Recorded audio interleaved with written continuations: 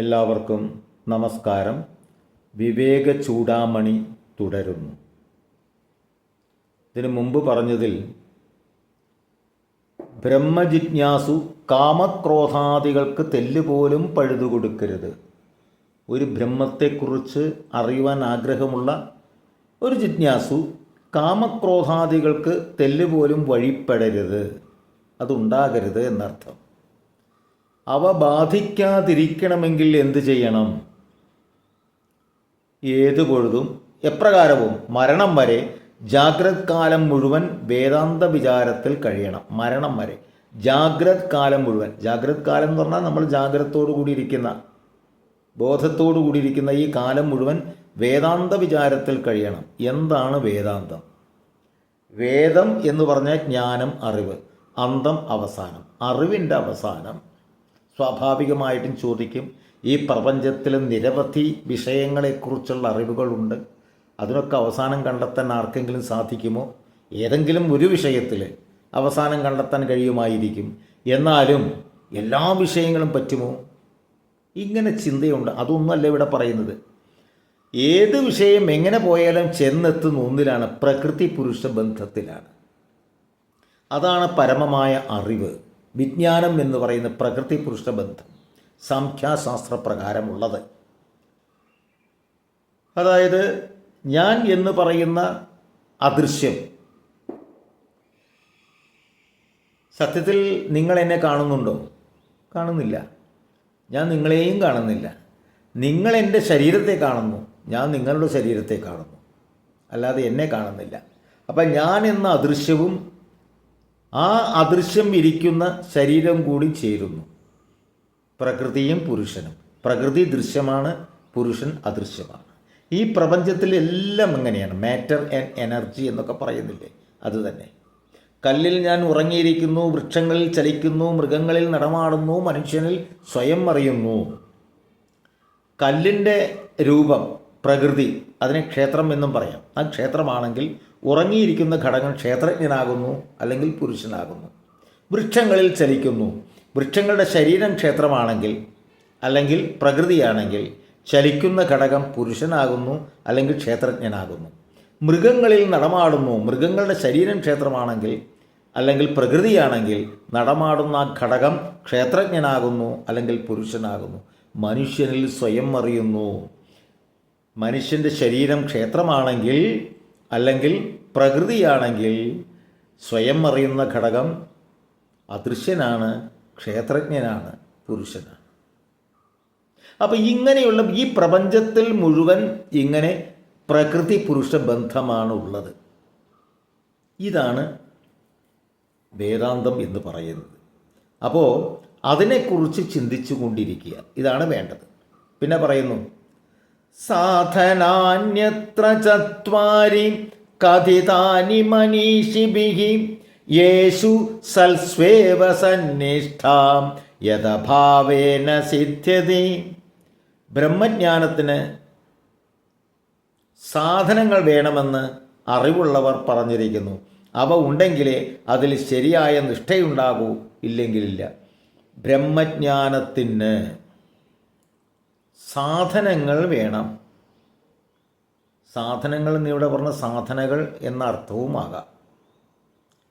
ശ്രുതിയുടെ താല്പര്യത്തെ അറിയുന്നവരെയാണ് മനീഷികൾ എന്നിവിടെ പറഞ്ഞിരിക്കുന്നത്. ശ്രുതി എന്ന് പറഞ്ഞ വേദം, വേദത്തിൻ്റെ താല്പര്യം എന്താണ്, വേദം കൊണ്ട് ഉദ്ദേശിക്കുന്നത്, അത് അറിയുന്നവരെയാണ് മനീഷികൾ എന്ന് പറയുന്നത്. ശാന്തനും ദാന്തനും ഉപരതനും തിദിക്ഷുവും സമാഹിതനും ശ്രദ്ധാവാനുമായിട്ട് തന്നുള്ളിൽ ആത്മാവിനെ കാണണം എന്നാണ് ശ്രുതിവാക്യം. അപ്പോൾ ഈ ബ്രഹ്മജ്ഞാനത്തിൻ്റെ ആദ്യത്തെ പടി എന്താണ്? തൻ്റെ ഉള്ളിൽ താൻ ആരാണെന്ന് തിരിച്ചറിയണം ആദ്യം. എന്തോ ശാന്തഭാവത്തോടു കൂടി, പിന്നെ തപക്ലേശം സഹിക്കാൻ തയ്യാറായിട്ടുള്ളവൻ, അതാണ് ദാന്തൻ എന്ന് പറഞ്ഞത്. പിന്നെ ഉപരതൻ, വിരക്തനായിരിക്കണം. തിദിക്ഷു, മോക്ഷത്തിന് ആഗ്രഹമുള്ളവനായിരിക്കണം. പിന്നെ സമാഹിതനായിരിക്കണം, സന്യാസിയായിരിക്കണം. ശ്രദ്ധാവാനായിരിക്കണം. എന്നിട്ട് തൻ്റെ ഉള്ളിലുള്ള ആത്മാവിനെ കാണണം. ഇപ്രകാരമുള്ള ശ്രുതിവാക്യങ്ങളുടെ താല്പര്യം അറിയുന്നവന് മാത്രമേ സാധനങ്ങളുടെ ആവശ്യവും ശരിയായ സാധനങ്ങൾ ഏവയെന്നും തിരിച്ചറിയാൻ പറ്റൂ. അപ്പോൾ ഇപ്രകാരമുള്ള ശ്രുതിവാക്യങ്ങളുടെ താല്പര്യം ശരിക്കും അറിയുന്ന ഒരാൾക്ക് മാത്രമേ ഈ സാധനങ്ങളുടെ അല്ലെങ്കിൽ സാധനങ്ങളുടെ ആവശ്യവും ശരിയായ സാധനങ്ങൾ ഏതാണെന്നും തിരിച്ചറിയാൻ പറ്റൂ.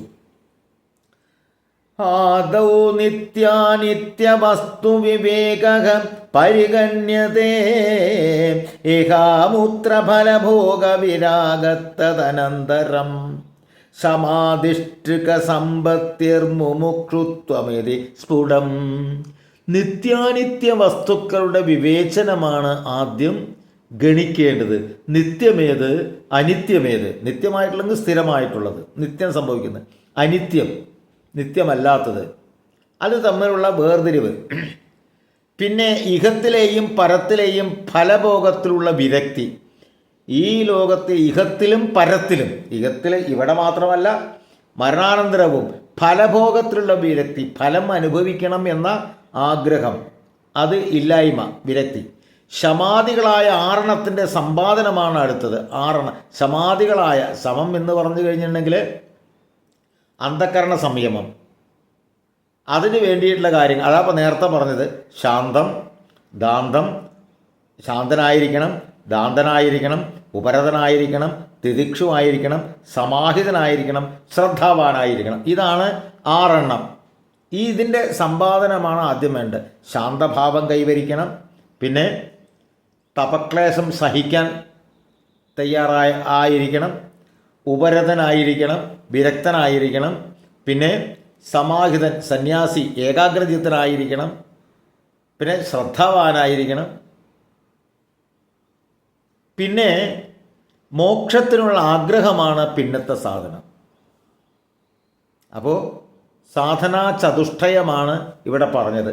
4 സാധനകൾ ഏതൊക്കെയാണ്? ഒന്ന്, നിത്യാനിസ്ത വസ്തുക്കളുടെ വിവേചനം, പിന്നെ ഇഹലോകത്തിലും പരലോകത്തിലും വിരക്തി, പിന്നെ ശമാദികളായിട്ടുള്ള ആറെണ്ണത്തിൻ്റെ സമ്പാദനം, പിന്നെ മോക്ഷത്തിനുള്ള ആഗ്രഹം. ഈ 4 എണ്ണമാണ് സാധനങ്ങൾ. നിത്യാനിത്യ വസ്തുക്കളുടെ വിവേചനം, നിത്യമേത് അനിത്യമേത് വിവേചനം. പിന്നെ അതാണ് ആദ്യം ഗണിക്കേണ്ടത്. പിന്നെ ഇഹത്തിലും പരത്തിലും ഫലഭോഗത്തിലുള്ള വിരക്തി. ഈ ലോകത്ത് മാത്രമല്ല പരലോകത്തും ഭോഗത്തിനുള്ള ആസക്തി ഉണ്ടല്ലോ, അതില്ലാത്ത അവസ്ഥയാകുക. പിന്നെ ശമാദികളായ ആറെണ്ണത്തിൻ്റെ സമ്പാദനം, അതായത് ശാന്തനായിരിക്കണം, ദാന്തനായിരിക്കണം, ഉപരതനായിരിക്കണം, തിദിക്ഷുവായിരിക്കണം, സമാഹിതനായിരിക്കണം, ശ്രദ്ധാവാനായിരിക്കണം. ഇതാണ് ശമാദികളായിട്ടുള്ള ആറെണ്ണത്തിൻ്റെ അത് സമ്പാദിക്കണം. പിന്നെ മോക്ഷത്തിനുള്ള ആഗ്രഹം. ഇങ്ങനെ 4 എണ്ണമാണ് സാധന ചതുഷ്ടയം. ഇതാണ് ഈ 2 ശ്ലോകങ്ങളുടെ താല്പര്യം. ബാക്കി അടുത്ത ഭാഗത്ത്. നന്ദി, നമസ്കാരം.